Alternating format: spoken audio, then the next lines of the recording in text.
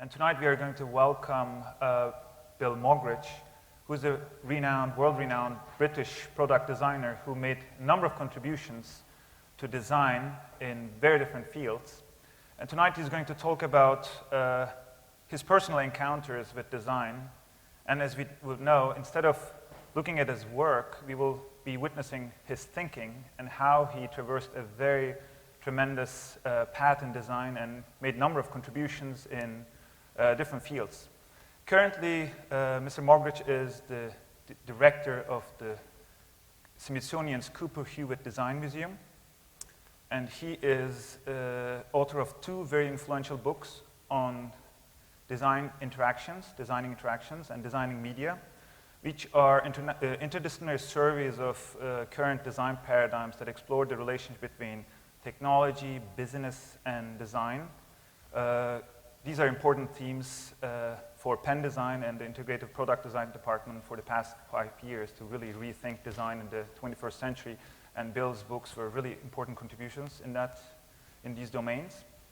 Bill is also the founder of IDEO, one of the most interesting design firms that changed the way design has been practiced in the past 10, 15 years. So it's not only about the pedagogy of design, but his contributions are also in the practice and the discourse of the design. I would say his contributions are mostly on 4 areas, so let me tell you a couple of different things so that you can understand the lecture a little bit more in depth. He is important in terms of bringing a different kind of awareness to design, for design in people's life, everyday lives, so you become a better designer in your own life by understanding design and reading design in your personal settings. He is important in terms of developing the practice of design, the professional practice of design, by introducing interdisciplinary design teams to engage with complex design problems. There's a new attitude for the practice of design. He's important in terms of establishing a discourse on design thinking. It's not only about what we design, but also how we design, and actually think about complex issues in multiple different perspectives as opposed to finding solutions. We advance the field of design as opposed to its practice. And finally, he is important in terms of design research and how in this country and rest of the world we advance the field of design by making not only good examples of design to improve our well-being and in relationship to the environment, but also advancing the thinking that will move design to even further frontiers. And Penn Design, we are, spearheading an interdisciplinary design practice which is governed by all sorts of design practices, and hopefully Bill will share his vast amount of knowledge and experience with us tonight, and you will walk away with thinking about design in many different levels. Thank you very much. Bill. Thank you.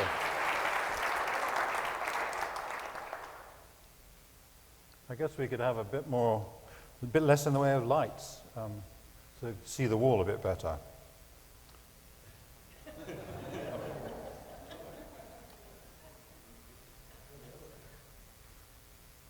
We still got them, I guess. Is there a way of getting these lights turned off? Yes! So, I was talking to Lisa Robertson. Thank you, Lisa, for making this possible. She's also a brilliant trustee of our museum, so I see a lot of her, about what I should do. And she thought it might be interesting if I talked a bit about my own life. So this is really going to be a life story. I hope you won't find it too egotistical, introverted, or any of those things. So this cryptic title is Half a Century of Design in 3 Stages. Because I think of my life really in 3 stages. The first was as a designer, second as somebody who helped other people design, and the third to tell stories about design. So I'd like to talk about each of those. So starting with the first phase as a designer, please go back half a century to 1962 when I enrolled in the Central School of Design in London, and come with me to find where it is. Yes, there it is in Holborn. It was at that time called the Central St. Martin's College of Art and Design. It had an industrial design program that had been running since 1911, so it knew how to teach design, although it wasn't a university, so I don't actually have a degree. Shh, don't tell anybody. It also had a theatre design department with that little new theatre which you see on the left there. Now that, along with a lot of the other London university colleges of design, have moved into a brand new building in King's Cross, and this just opened this fall. Now, I haven't seen it myself yet, but it looks as if it's fantastic. So there's going to be London College of Printing, Camberwell College, London Central, St. Martin's, everybody rolled together, so that's pretty exciting. So I spent 3 years learning how to be an industrial designer in that program, and learned a lot of techniques. It was a very good vocational program. Learned to do all sorts of model making and drawing and things like that. And then I came to New York looking for a design job in 1965 when I graduated, and couldn't get one. So I ended up sort of doing technical illustration and telephone operator and things like that. Eventually I got a design job in Pennsylvania, in Erie, and moved there. And as soon as I had enough money saved up working for American Sterilizer Company, rather an unfortunate name, as I was just about to get married to Karen, who's here tonight.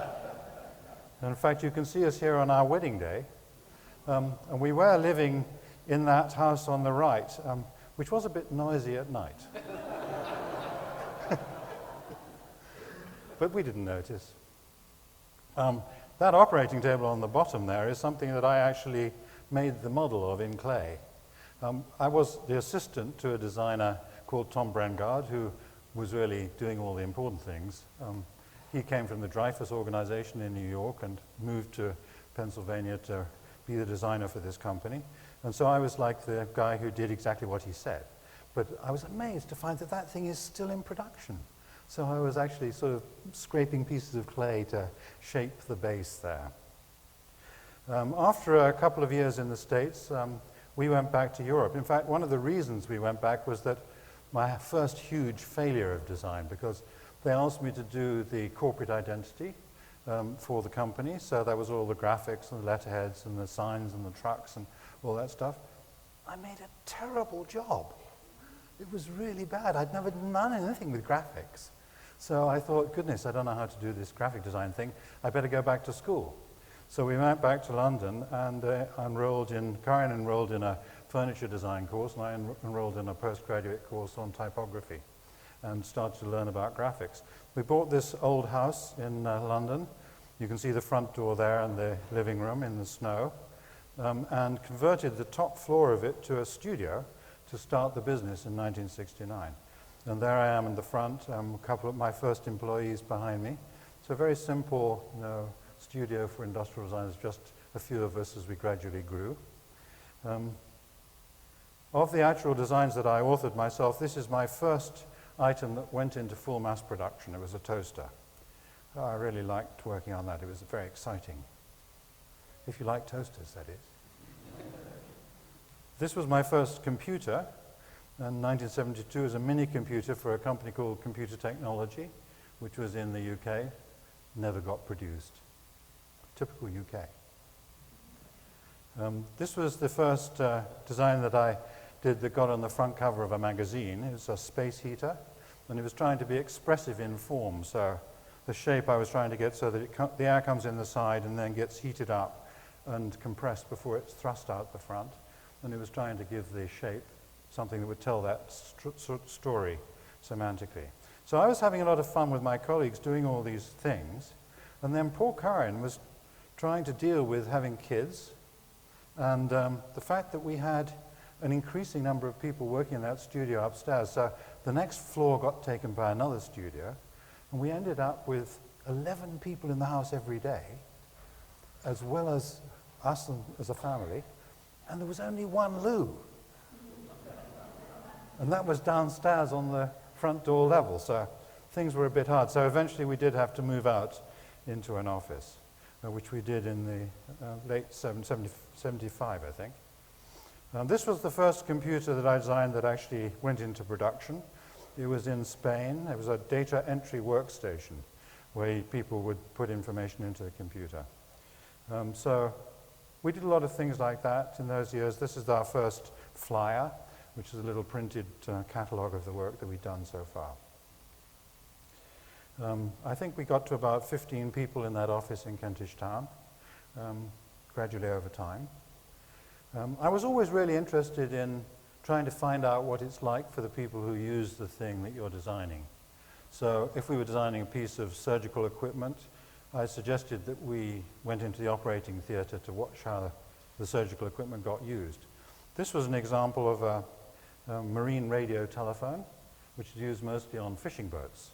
So we went on the fishing boats out to see how they really used it. I always thought that was an important aspect of trying to understand the context effectively. And here is a beautiful payphone done in Belgium by my colleague John Stoddard, who still actually works for IDEO in the States.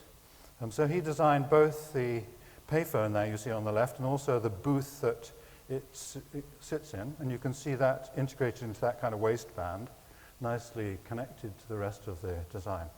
So he did all of the physical design work, and then I was asked to do the icons. And so I did a little graphic design of those icons you can see, which show you picking up the handset and putting the money in and stuff like that. And this was a terrible failure. And I always think stories about failure are interesting. And the reason it was a failure was that I didn't actually know who would be using this.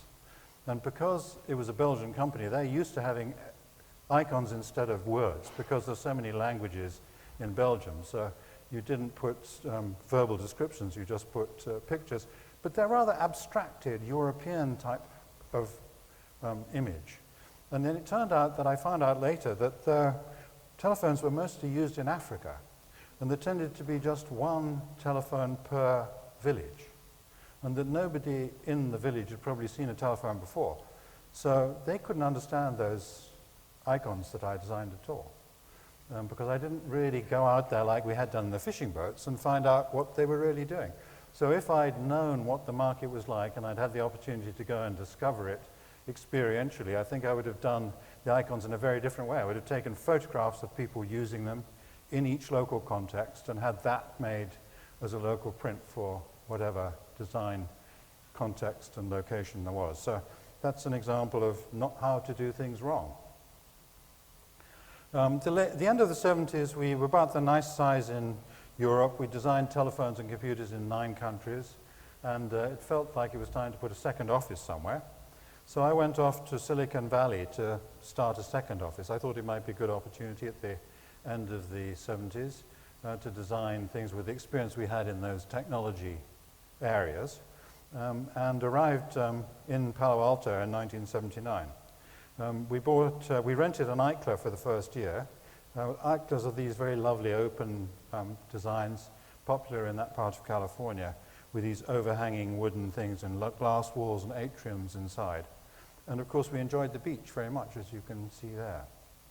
And I was incredibly lucky, I mean, to be there at that time. This was just when Silicon Valley was stopping thinking it just did chips and deciding it needed to do products. And here I came with a huge portfolio of computers and telephones already done and showed it to them, and they said, oh yeah, you can do it for us. So we got lots of really interesting work. The most interesting for me was the first laptop. And I actually did bring an example of it with me, because I thought you might like to have a fiddle with it afterwards. This is the old original display. Still works. I'll turn it off for a moment. And closes down like this. The latches are a bit sticky now. 30 years, you know. I know that feeling. And then away you go. One of the things that was a problem there was that I found late in the design that when you opened the top like this, there would be a hole in here where something like a pencil might roll down and fall into the electronics. So I designed this scoop that allowed it to come out again. So if you put the pencil in, it falls in, and you just, out it pops again. Let me do that a bit higher up, for those of you who are farther away. There she goes. Now she comes back. Okay, afterwards you just come along and fiddle with this. I think it's rather fun to fiddle with old things that really still work. So initially the model that I made on the left there was in 1979. This was 5 years before the Mac. So it was kind of an idea from an entrepreneur called John Allenby. His idea was to make a computer that could fit in half a briefcase. And that model folded rather more like modern laptops. But it was used to raise money for the company, for venture capital. And then as the time went by, in 1980, probably middle of 80, the sketch to the right is the first sketch of the final design. The thing that was amazing was that it was an incredible thrill to work on something which had so much innovation. This was the patent drawing for the utility patent. There were 43 items of innovation in the utility patent, and only one of them was mine, and that was the geometry. But that actually was what got them a lot of income, because they licensed the geometry to all the computer companies that followed.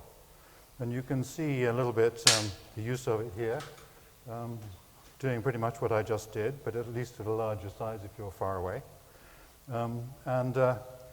It was an incredible thrill to have the opportunity to work on something that was so new in so many ways, and to be surrounded by people who were so expert in all these different disciplines within the new start company. I enjoyed the process more than I ever enjoyed anything before or since. It did get sent up in space. This is in the shuttle. You can see the lovely hair floating around. So it was good. A lot of these details, I showed you these latches, which a lot of trouble went into making them sort of perfect, but of course they don't work any longer. And then bigger displays came about a year later. This is 1983 display with an LCD. And a lot of connectivity with the connectors and portable batteries and so on. The original one, you had to have power connected in the way that I showed you. So it was really an incredibly wonderful experience. Then the shock came. I took this version back, my own personal version, which was number 11, home, and decided I'd use it myself. Aha, I'm going to learn to use this computer that I've designed. I was so proud about designing it. For the first 5 minutes, I was thinking, oh, great, latches, nice, folding, etc. And then I found myself forgetting everything about the physical design. I found myself kind of sucked down into this virtual world where the interaction was all between me and the software behind the screen. What I did with my keyboard and what I thought about what was happening on the screen were so much more important than anything to do with the physical design. In fact, it was like 5 minutes of pleasure and 5 hours of hell as I was trying to learn the interaction. And so I thought, well, if that's the experience for a user such as me, I've got to learn how to do the interaction design. And that's really what triggered the idea of trying to design the software. Luckily for us, we had the opportunity under the auspices of Xerox PARC and Xerox to do a lot of work on design of computer interactivity. And these are some of the designs that we did for a computer design strategy, working with PARC and the rest of Xerox and Richardson Smith. And they still look pretty fresh, considering they were done in the mid-'80s. But the thing that was magic was that we learned such a lot about those design issues as a result of the expertise that resided mostly at PARC, but with these really smart people. So adding interaction design to our remit as industrial designers came about as a result of that. Then the other thing that happened was that Jane Fulton-Soury had been working as a human factors psychologist and consultant in a company in the UK that was about litigation. So they were always asked by court cases to give evidence about why something had gone wrong. You know, for example, if a lawnmower cuts the toe off the user, then the user sues, and then the human factors person comes along and says the reason that she cut her toe off was that the design was bad, and then they get a lot of money. Well, Jane thought, wouldn't it be nice if we didn't wait until the toe was cut off? And we actually got the design right before it was finished, rather than when it was all too late. So she decided to join our design company and be a human factors person within the design team. At that time, we just had like a dozen people who were all industrial designers, and they were saying, Bill, what do you want to have a human factors person here for? I don't need that. We go out and we go to fishing boats and all this stuff. But Jane is such a nice person that very soon she managed to interest everybody in her expertise. And soon everybody was saying, Jane, can you please come and work on my project? Jane, you haven't got time for his project. Come work on my project. So she became immensely influential. And by the time we started IDEO, got to the point where there were 40 or so people in the different human sciences, anthropology, psychology, cognitive psychology, and so on, integrated into our teams. And they did this method stack, 51 ways of understanding people, which is used very much, it's published and available, but it's useful for ethnography. I also started doing a little teaching at Stanford, only as a class at a time, but just a sort of hobby, which was a great pleasure. And in doing that, I met the Kelly brothers, David and Tom. And David Kelly had started his own engineering consulting business in 1978, and his brother Tom was helping him with that and doing all the writing and proposals and so on. And David was definitely on the nerdy side. You know, by my standards, he was a gearhead. So he brought all this technical expertise, whereas we brought the human expertise. So we had the disciplines of interaction design, graphic design, human factors, and industrial design. He had mechanical engineering, electrical engineering, manufacturing engineering. So we were able to put those two together by collaboration throughout the 80s. And were very successful because particularly in Silicon Valley, where everything was new, people wanted a turnkey design help. You know, they had an idea, they started a company, they needed somebody to do the first generation for them quickly, and then they could hire the staff to do it themselves in the next generation. So we got a lot of wonderful opportunities there. We also started working on CAD. This was when CAD was still very expensive. Computer-aided design system that we rented to do this cost $150,000 at the time. And that was a lot. That's why we rented it rather than buying it. But David and I both worked on this telephone. I did the industrial design, but I also did a lot of the engineering, and he did the details of the handset engineering. And I also did my first Japanese project on the same CAD system for Minolta working in Japan. So it was exciting to have the opportunity to both learn computer-aided design, but also go more global and international. Mike Nuttall had worked with me in London and was very successful, and he decided that it would be fun to join us from the London office and move to California just about the time that I was finishing up the work on the first grid and moving into the products that followed. Mike was a brilliant designer. He did this lovely design for a company called Mad Computers, which was a PC. He also did this workstation with Convergent Technologies, another New Start company, which was very advanced for its time. And then in the second generation, Convergent Technologies decided to do something that was much more portable. And they came up with this thing they called a work slate. And it wasn't successful, but at the time that we were developing it, Silicon Valley venture capital community thought that it would be competitive with Grid, because they were both portable things. And this posed a terrible dilemma for us, because we had an exclusive contract with Grid that we would never do anything for a company that was competitive with them. The Valley was saying Convergent was going to be competitive. So what did we do? We'd either have to give up Grid or give up Convergent or split. And so we decided we'd split. And I helped him start his own company, and he became a friendly competitor for a number of years because of that dilemma. It was a very difficult ethical decision. I don't know whether it was a good decision or not, but it worked out okay. In 1988, there was the first project that all the three founding elements of IDEO worked together, and that was the Microsoft mouse, the first Microsoft mouse. So Paul Bradley here is shown, he was doing the industrial design, working with Mike in matrix product design. And we did the interaction design, David Kelly did the engineering. So all three of us worked together. And this was a precedent that really made us come together and decide to form IDEO and put the three companies together to to develop idea as a single entity. So that really leads to phase 2. Half a century of design, phase 2. But now we've already done 30 years, so don't worry, it doesn't go on so long. One of the things that David Kelly's people brought was this amazing skill with brainstorming. I mean, very, very good at sort of sitting down and coming up with a lot of really interesting ideas, recording them, good scribing. You can see Rickson in the back there writing stuff down, and managing to come up with relevant ideas that would be a very good seed for innovation.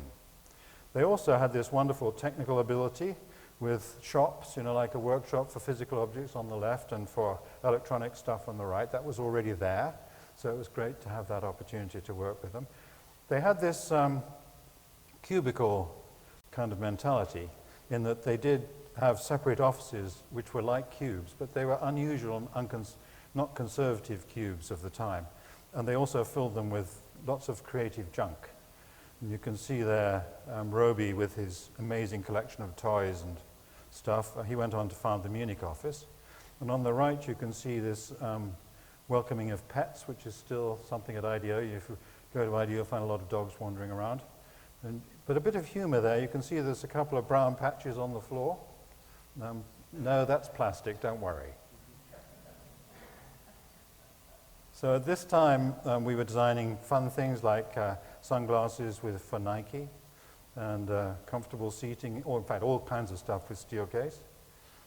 First PDAs, Palm 5 was our design. This accessory is an electronic keyboard that is flexible, so you could roll it up and use it as a wrapper to carry it around. And we also, of course, did later things with Palm. Starting to do things that were more about other countries. So this was a deep water lift pump. I don't know why I've got text in the middle there, but that's one of those things that happens with slides sometimes. It was an interesting thing, though, because in this part of Africa, Aprotec found that there were lots of people who were no longer able to have crops because the water table was gradually sinking. And so they needed to have pumps that they could use without power, just human power, but also would go deeper underground. So the design challenge there for the engineering was to actually make a valve system that would lift from a deeper depth underground, and it was successful. And they became very successful products, not just in Africa, but also in India. We also started to work in environmental design, architectural work. This is a Stanford building, an existing building for innovation in learning. And the design was to fit within that existing structure so that you had a curtain wall inside the old stone building, which allowed people to see what was happening as well as being in there and enjoying it. So a movement to include architectural disciplines as well as the physical object-sized items. Also always trying to talk to the customers directly. Now this is a toy invention lab that created a new toy or two every week, and they would invite the kids in to try them out. So if it passed the kid test, it might go forward, but if it didn't pass the kid test, well, goodbye, and then you moved on to other things. So these are the kids trying out the prototypes of toys. So the disciplines here were really this mixture of both the technical and the human disciplines, and I think that was very key to IDEO's success in the 90s. The fact that the turnkey solution, we were more fluent at doing that because we had people who were equally good at technical stuff and equally good at the human stuff. And sustainability and business factors you'd now add, because they would be much more recognized as essential today. But at the same time, all through the 90s, we were still not really deciding what to design. We were still designing the stuff that the clients told us to do, or the boss told us to do. So a new start company would come and they'd say, we have this concept, we would decide we want to do this, please design it for us. And then we could do the turnkey thing. We design the whole thing, the technical as well as the human. But we weren't actually the ones who were saying what is the right thing to design. We were multi-local, so we had offices around the world. There were 7 at that time, which gave us a little bit of global spread. And we were all trying to look in the same direction with wearing stereo glasses. This is the people in Palo Alto. So Tim Brown actually joined me from the Royal College. I hired him straight out of the Royal College a long time before, and he'd become very successful within IDEO and moving from the London office to San Francisco, and was obviously a great leader. So we decided to ask him to be the CEO in 2000. And that was the beginning of stage 3, because that was a very different era. Now, the thing that Tim did for us was to decide that strategically it was bad to go on to just doing design for other people. What you need to do is help them decide what to do, so it would become much more strategic. Most of the implementation work was tending to move offshore anyway. So us very expensive people sitting in comfy offices in California were not going to be very competitive if it was just a question of implementation. Whereas if we could be helping companies and organizations decide what to do next, then we could be really useful to them, and we could also get help wherever the right level of expertise existed, whether it was in China or around the corner or anywhere. Tim actually thought of design thinking as being the people point of view, the starting point. You know, the Venn diagram for innovation obviously needs that overlap between the people part and the business part and the technology part. But the people, you know, if you're a business person, you tend to start with a financial concept, maybe a venture capitalist or a business person. You say, okay, I've got this business idea, I can make money out of this. I better look for the technology and the customer. And similarly, the scientists and engineers tend to start from the technology first, and then they'll be looking for the financing and the customer. Whereas I think, you know, the thing that defines design in a general sense is the idea of starting with the people. You still need the technology and the money, but at least you've got a starting point which allows you to think of the human side as the core value. And so that was really a nice, simple little diagram that Tim sketched out that made us think about that in a clearer way. And he then started a thing he called IDEO 2.0. This was a launch event. At this time, we had 365 employees worldwide, and 363 came to San Francisco. That was really great. One person was sick, and another person was afraid of flying, but 363 came, and there was a picnic on the roof of the event that made that happen. And the thing that really emerged from that was this design thinking process for innovation. If you take that diagram and you want to move from the sort of bottom left to the bottom right, then you can use an evolutionary approach to design, and you just want to make something cheaper, or you want to make it more beautiful, or you want to make it easier to use or something, then it's easy to make a step form of innovation. But if you really want to do something new, if you want to think of something that hasn't been thought of before, then it works much more if you can go into an abstract world first, where you abstract the context in which you're working, you look for insights, you create a synthesis, you make frameworks, you think of ways in which you can really think about the problem in a new way, and then you can find yourself coming up with lots of different alternatives which may lead to good, innovative solutions. So this design thinking approach, very much about interdisciplinary teams collaborating to help make that possible, became the thing that really made a big difference. And the Harvard Business Review article that explained that was something that helped us to sell the concept. I think space is also a very useful and important element that people often overlook. That you need the right physical space to help you do these things in the right way. Interdisciplinary collaboration is not natural if you've been brought up in a siloed world. Universities are mostly siloed, as are companies. So people find it quite difficult to really get fluent at working together across disciplines.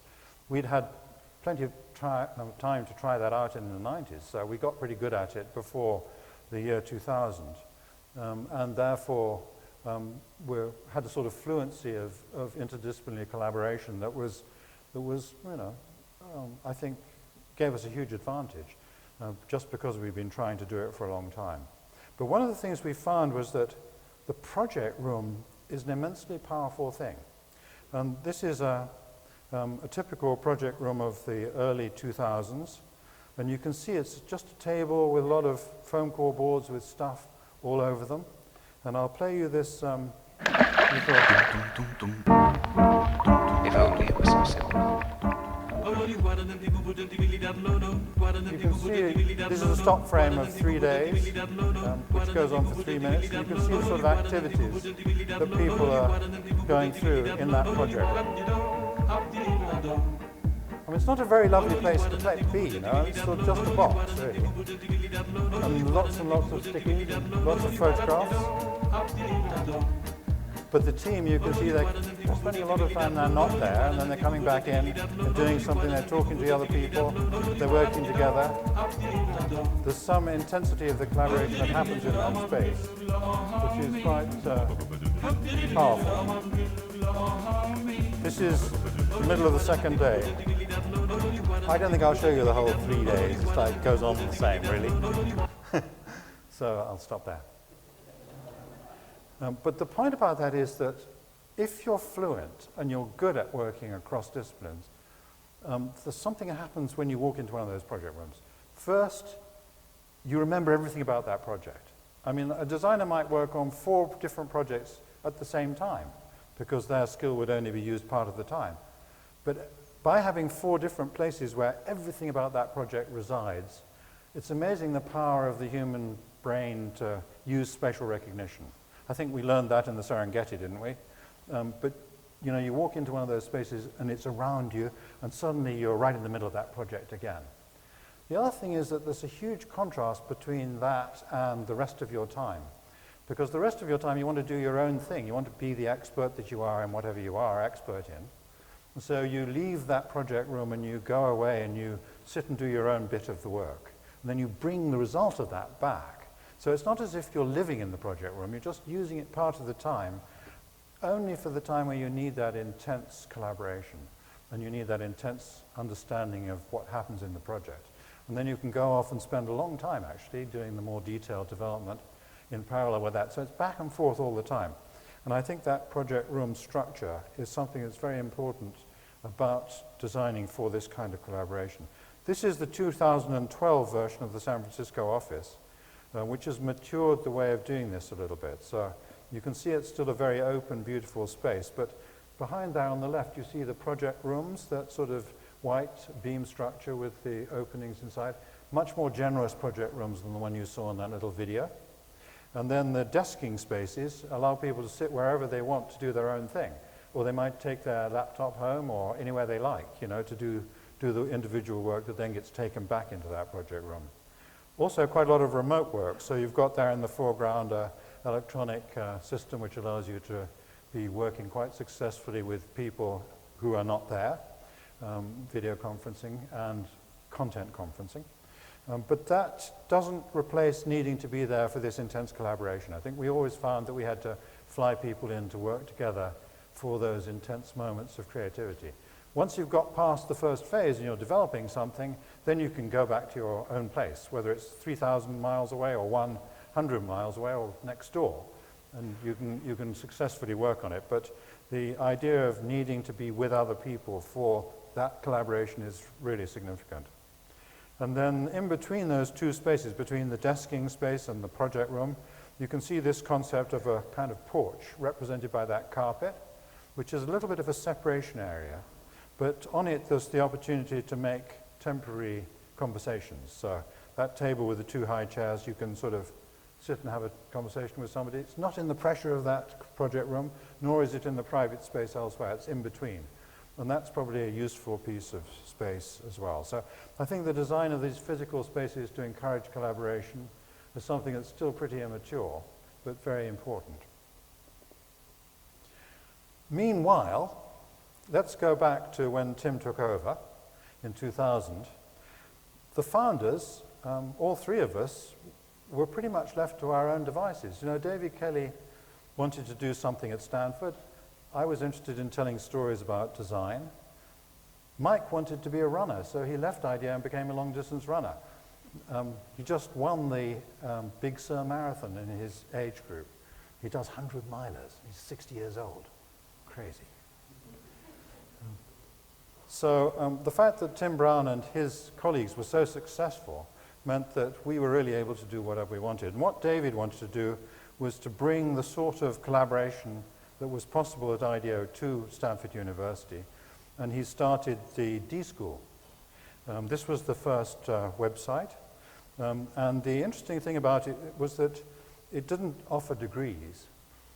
It's actually successful, I think, a lot because it doesn't offer degrees, because then the people who are getting masters in all the different areas are very happy to come and take a course at the D-School and experience this collaboration, but they go back and get their masters in whatever it is, in computer science or business or whatever it might be. So it's a place for collaboration and not a place for learning individual skills. David asked me to look around the world to see if there were existing precedents for this, and so we didn't reinvent the wheel.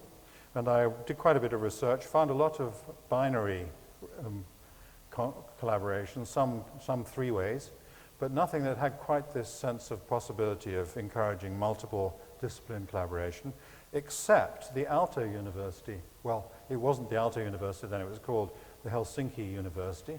And it had a collaboration between the Helsinki University of Business, Helsinki University of Technology, and the Helsinki University of Design.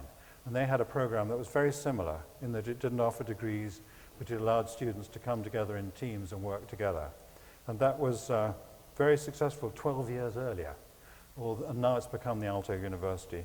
And Juro Sotomo, who was the professor who started that, is now doing the same thing in Shanghai. Here's the earlier prototypes of the D-School space. You can see that there's a kind of presentation space here. Lots of very comfy seating, you know, everything can be pushed around, moved into position. Everything's on wheels. So, you know, the idea of keeping anything in a single position just doesn't really exist. In fact, the design goal is to make any classroom change within 3 minutes. So you can reconfigure anything within 3 minutes. Here's the kind of project space that the student teams of 4, 5, or 6 would put together. Interestingly, you know, we found that teaching there, you'd get these students, they'd come together, and they all come from a different background. So each team has only one business school student, only one technology student, only one lawyer, only one biosciences, etc. And so there's no competition amongst the students. They're not thinking, I want to be better than the other business guy. Rather, they're allowed to do their own thing, and that's very powerful. So they're able to learn this collaboration, whereas they can go off and do the development of the business plan themselves. And I think that's another secret which makes it very successful. Rather different, I think, from IPD here, because here you're also trying to learn a particular discipline, the product design engineering discipline. And so you have to have a different treatment.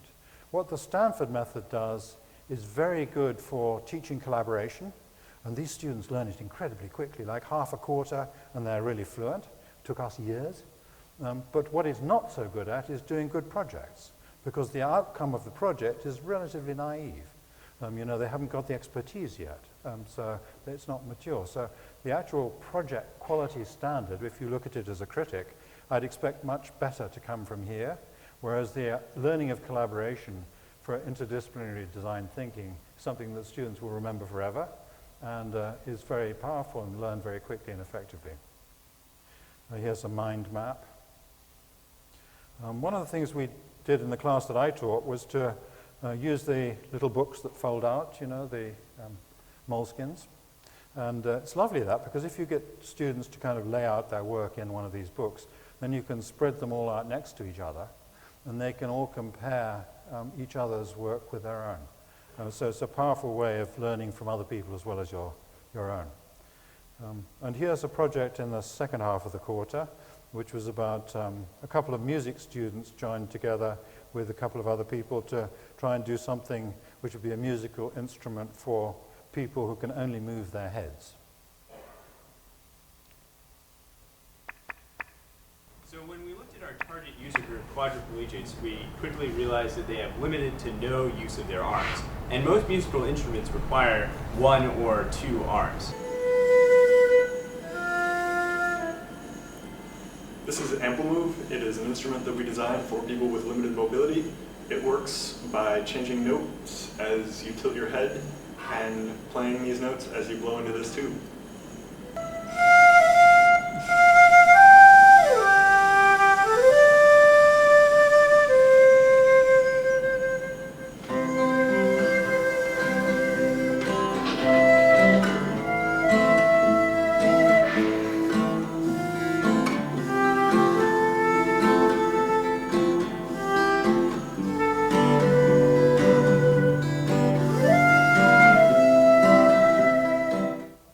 Short but sweet.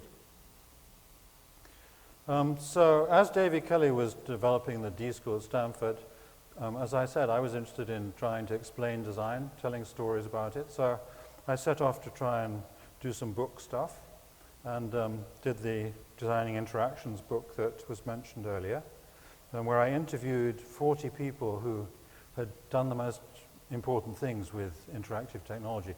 Just amazing they were all alive.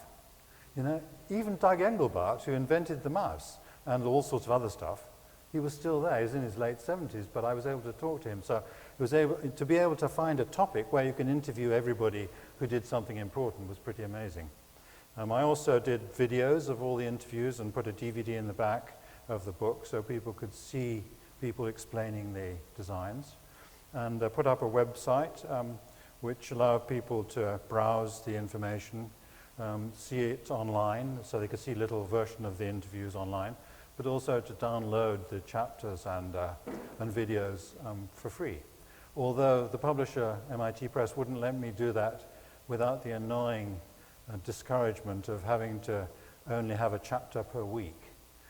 So you had to, if you wanted the chapter that had just gone by, you had to wait 11 weeks. So when it came to the second book, which is Designing Media, I persuaded them to allow free download of anything at any time. So if you're at all interested in the interviews from that, you can just go on the website and take a PDF or the video, a quick time of the video to use in a slide presentation or something, anytime you like. I also did quite a few conference presentations and did things about trying to explain design in other ways, bits of teaching and so on, as well as hanging out at IDEO. So it was a lovely 10 years.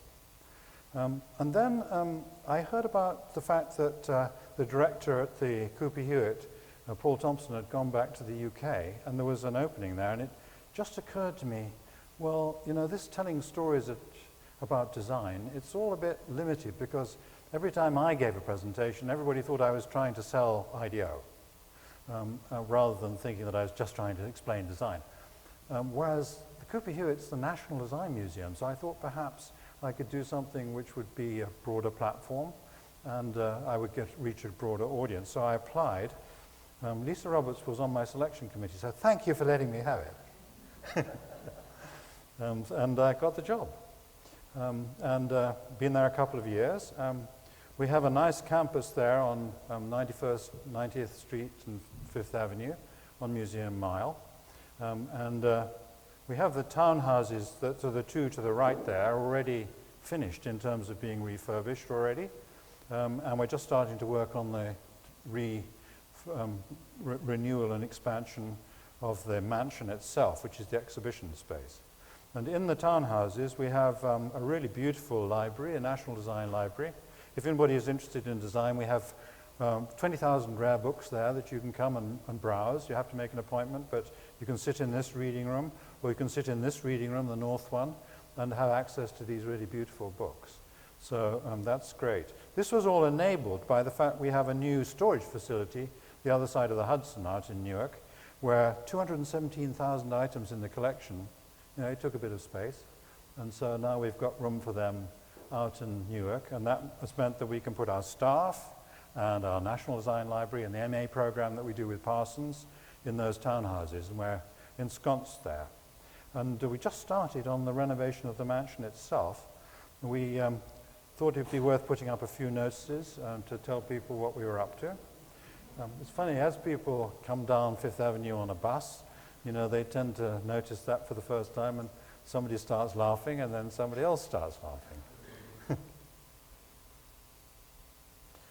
So the front door of the museum is the place that's the largest door to get anything in. So that does kind of limit you in terms of getting large objects through the door. In fact, you can see in this little video that it was difficult to get a car in.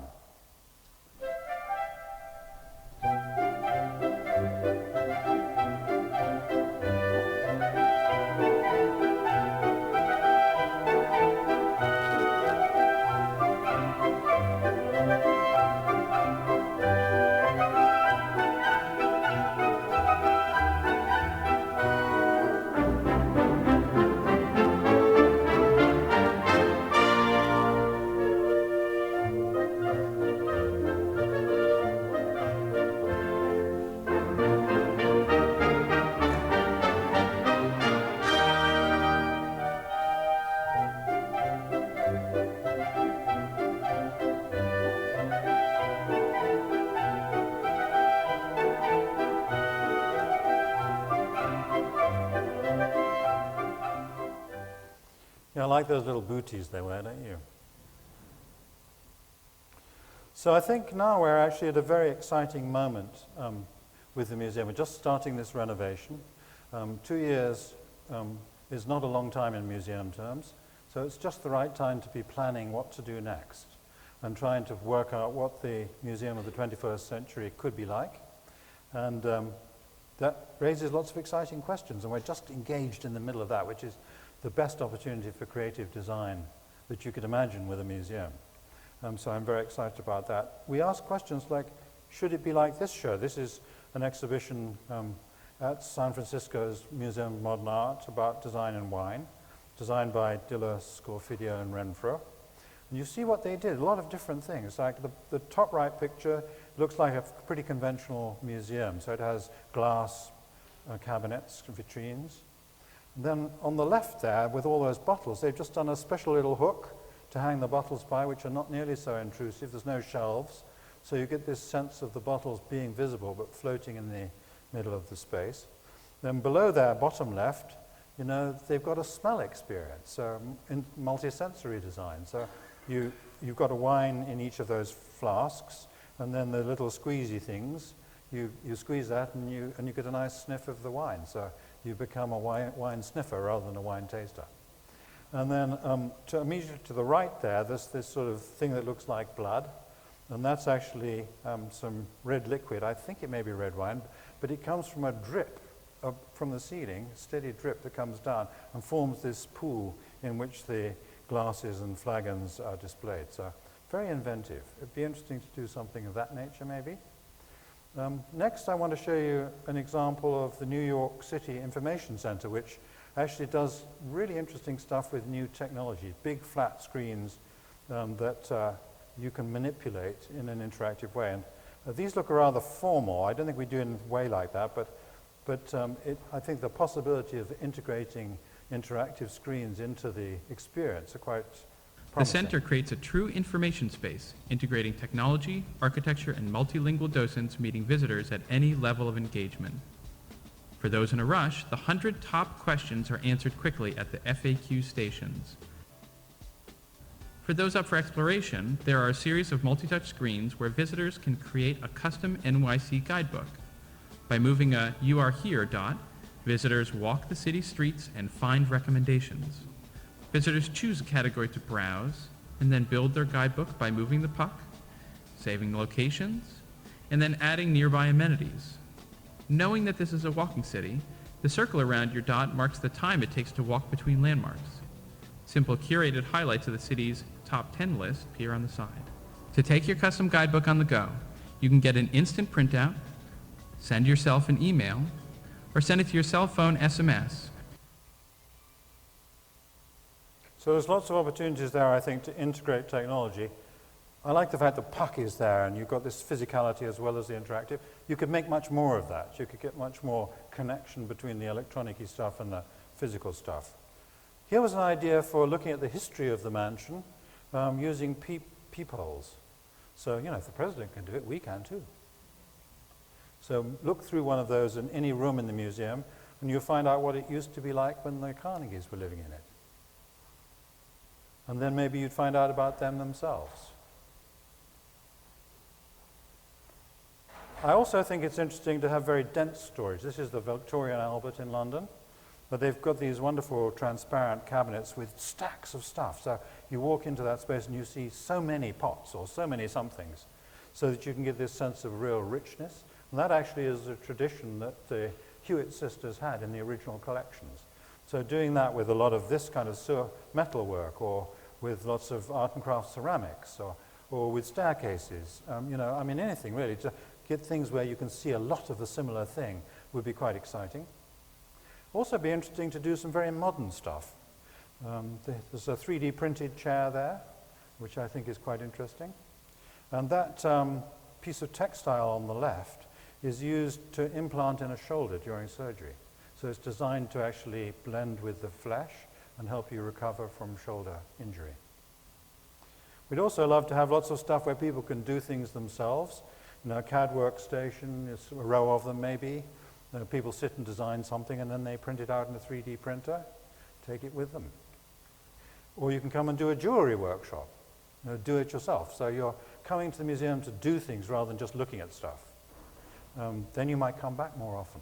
That would be good. And use the garden. I mean, what a lovely garden it is. So we can think of a million ways of using that garden. But these are the bricks that the kids enjoy every morning last summer. David Rockwell's Imagination Playground. And badges are quite fun. This is, the kids can sort of get badges for achieving different things as part of an education process and build up. It's the same sort of thing as Girl Scouts and Boy Scouts, I think, but there's a badging project going on right now which is funded through MacArthur Foundation, which we're interested in. Then we also want to put all our collections online. We've already tossed 130,000 items online for free access to anybody, but it's only the metadata so far, so it's pretty dry. But that could be expanded beyond the tombstone and become something that's got support from three-dimensional renderings or photographs. Why is that important? Linked open data. What is it? And why is it good for you as a memory organization? Put yourself in your user's shoes. Say you want to find out about that painting of Venus standing on a shell. You'd probably search on the word Venus. You'll get lots of results. Venus, Venus, Venus. And after a while, you finally reach the right Venus on an individual website. But what if the web service could help you from the start? First, by disambiguating your search, and then by connecting all kinds of relevant information, updated dynamically within the same web space. So, yeah, that tells the story pretty clearly. And then national education, we're very keen to help teachers design teachers teach design. We also have a program we call Design in the Classroom. We've reached 17,000 kids already in the last 6 months by going to the schools and taking designers and teachers to give them a design experience, actually in their classroom. This particular one is PMS MS 124 in South Ozone Park, and they've had that in every classroom in that school. We also have a new location we just signed a lease for on Central Park North to do education programs while the museum itself is closed. And a new shop, so we have a nice web design for our shop. It's a little easier to find things you love and buy them, so please visit. National Design Awards and National Design Week, already more of a national feel to them. This is the teen fair in Washington, D.C. before the award winners went to the White House last year. And what happens there is that all the National Design Award winners sit at a table with a label saying, I'm an architect or whatever. And then the kids, we had 400 of them, came and just would go to any table and ask any question they wanted. How much did you make last year? Or any other question they like. And the First Lady was so excited about this that she invited 16 of the kids to come to the White House luncheon to celebrate the Design Awards, and had one sitting at each table and one right next to her. So that was good. We do the equivalent thing in New York. This is the New York Teen Design Fair with Tim Gunn. We also do stuff more for business people. So this was a business breakfast where we got a lot of leaders of design organizations in big companies to come together and be filmed talking about their challenges. So that National Design Awards is starting to get a bit more national. We hope it goes even more national soon, so we hope that you will be submitting your designs. And I think I'll just finish by showing you this video that was used to introduce the National Design Awards Gala this year, because it explains a little bit more about what's going on.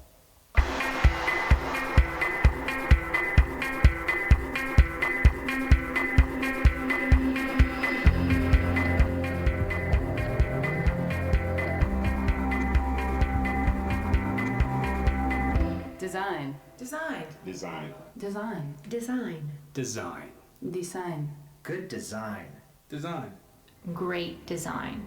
Design. Fabulous design. Design. Design. That's great design.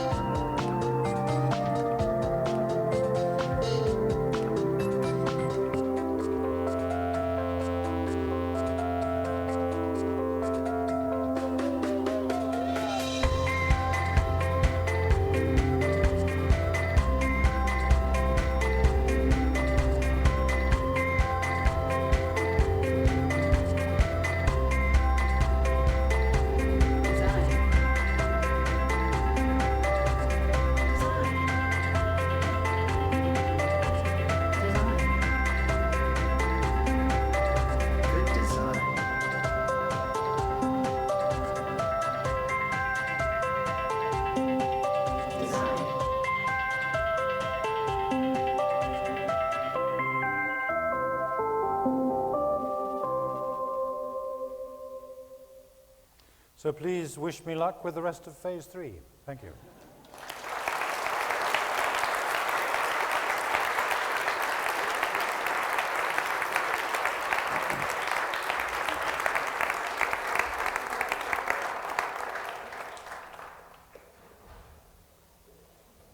Conversation? Would you like to answer some questions? Sure.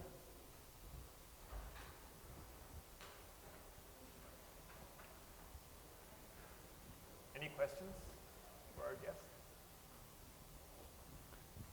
Please. So I'm an engineer, and I currently don't know that much about design, but I'm really interested in learning more. I'm wondering if you had any suggestions in particular for people from engineering and how they can learn more about design. So the question was for engineers to learn more about design. Well, I think you've got a lovely program here, the IPT. It's already integrated. So as long as you've got people from both backgrounds together who are interested in doing things together, that's learn by experience. Try and do stuff. Form a partnership with some other students. Do a project together. Find another school. Do something with the other schools in town. Go to the University of the Arts and find some students there who want to do something with you. Because your skills will be complementary to theirs. So the more, well, I think students are brilliant actually, finding ways of collaborating much better than people when they're older. So I think the answer is just do it.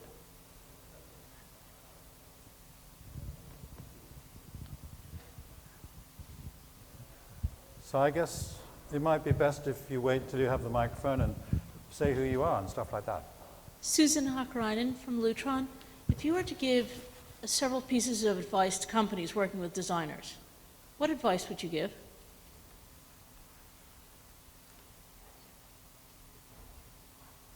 Yeah, I think it's sort of allowing the right question to get answered is the important thing. If you look at the companies that have been very successful at using design, it's often been because the leaders know how to engage the value and skills of the people who can contribute, and they allow the questions to be asked and the result to emerge. Perhaps the secret is that so much of design is harnessing in the intuition. Everybody has a right brain and a left brain, and we all use both. But design is stronger, perhaps, at knowing how to use the right brain, the intuitive part, whether it's front or back or right or left, but anyway, the whole brain, the whole mind. So the idea of leadership, acknowledging the fact that that intuitive talent has value with all our people, not just the designers, and allowing them to bring a practice that includes the encouragement of the subjective and the encouragement of the intuitive, the encouragement of uncertainty into the process of solving problems. Then they can be very wonderful leaders of design, I think. There's one here. I can talk really loud. Great. My husband's next to me, he knows that. So I work for the city and I'm involved in economic development, and I really get what design can bring to the economic development of a city, of a region, of a whole being and class of people, and the energy it creates. How do we bring, at the earliest stage that you talked about tonight, how do we bring team design here in Philadelphia? Well, that's great. Let us help you. Okay. That's easy. So all we need is what? Energy, time, and money. If I put everybody, give everybody a posse patrol badge here tonight, I mean, I think that would be such a cool idea. That would be great, yeah. It's got to start young. I mean, I think one of our challenges at the museum is that people think of it very much as a physical museum in a physical place. And if we're going to be a national resource, then we want to do something that can scale.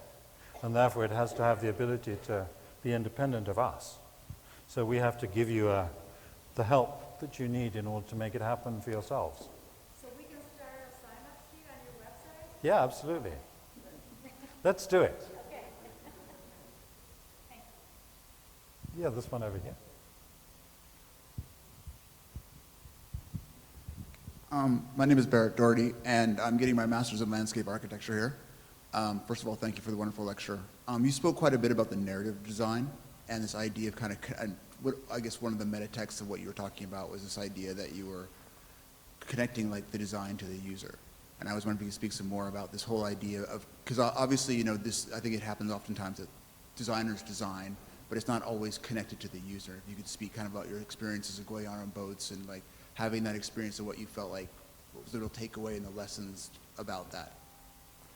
Yeah, I think actually one of the big sins of all the design disciplines is that we're basically selfish and that we like to do stuff for ourselves. And that's very tempting. If you're an architect, you want to make a great building that your architectural friends will admire you for. And it's very easy to be driven more by that than it is the people who might actually live in that building.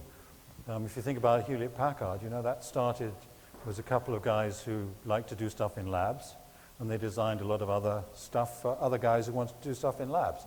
And they were very successful in that realm. They found it much more difficult when they wanted to expand out and do things for a more general public.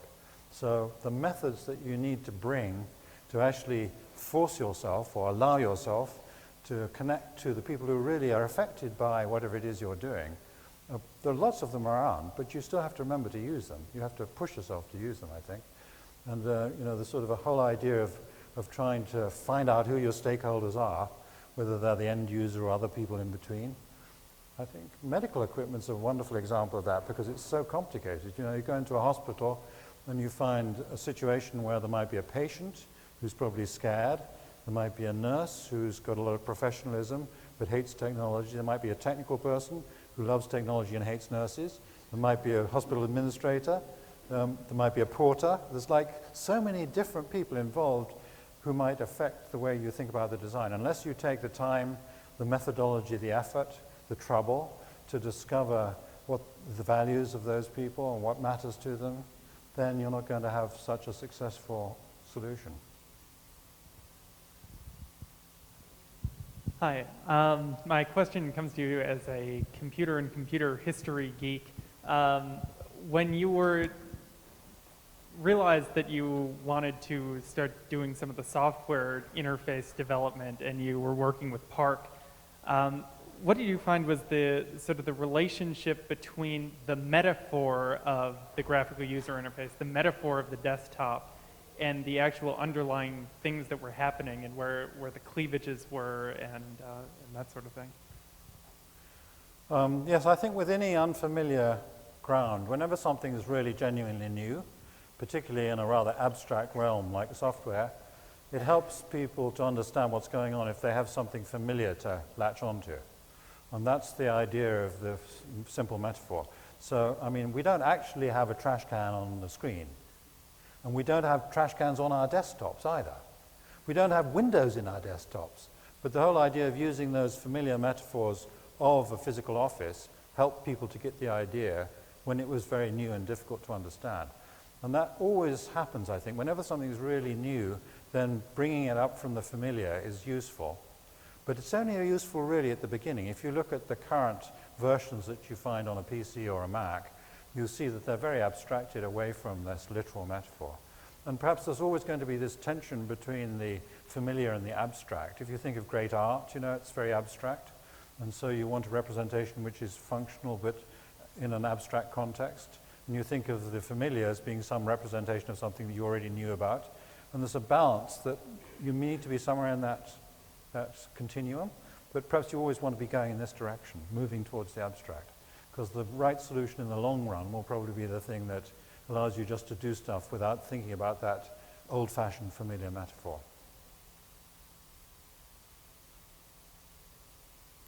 Yeah. Hi, my name is Alina Wheeler. I see more and more business schools embracing design thinking as a methodology, and when I go there, I don't see any designers there.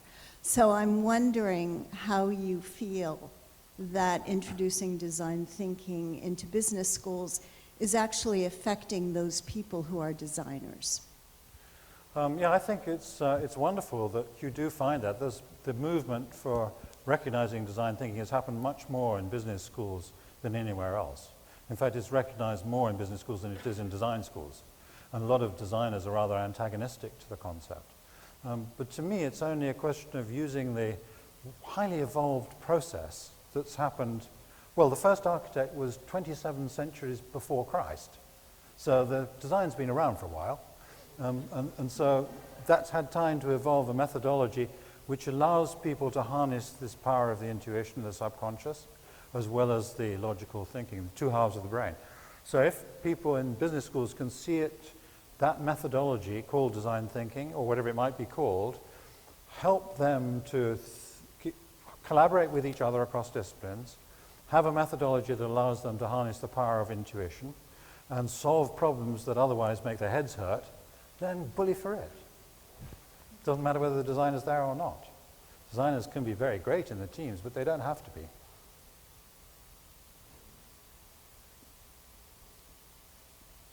Maybe that's it. One more over here.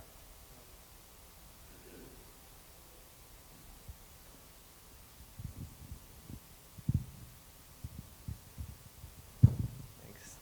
Hello, I'm a mechanical engineering and econ student here. I was wondering, like in your early phase when you were designing the heater, the phone, the laptop, as a designer, maybe not having the engineering background and like technical background, how did you face, like maybe with understanding the, like did you have to understand the components that were inside of the heater, like understand how it worked before building the outer look to it and frame?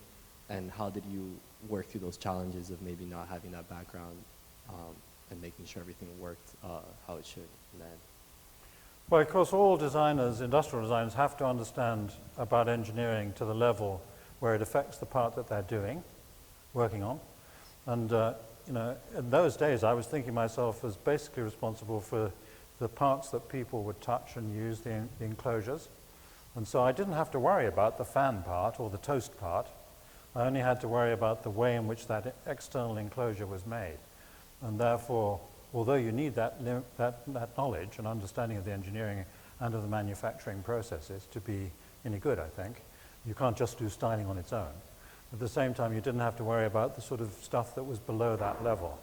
I don't know whether you've had a chance to look at the film called Objectified, but Johnny Ive, the VP of design at Apple, does a wonderful explanation there of the machining that goes into the laptop that I have here on the platform, and really showing that the consideration of the manufacturing technology was the thing that drove the design. And I think that's probably true of most industrial design. At least in the context where you're operating, you have to understand both technical issues as well as human issues. But the same thing happened the other way around. I think that an engineer was always going to be thinking about people as well. So they just have that strength of expertise on the more technical things, and they may be fascinated by the concept of redesigning the electric motor, whereas the industrial designer is not really bothering about the motor, just thinking that he'll find a motor that might work. Thank you. I think we had enough questions. Thank you very much, Bill. Thank you.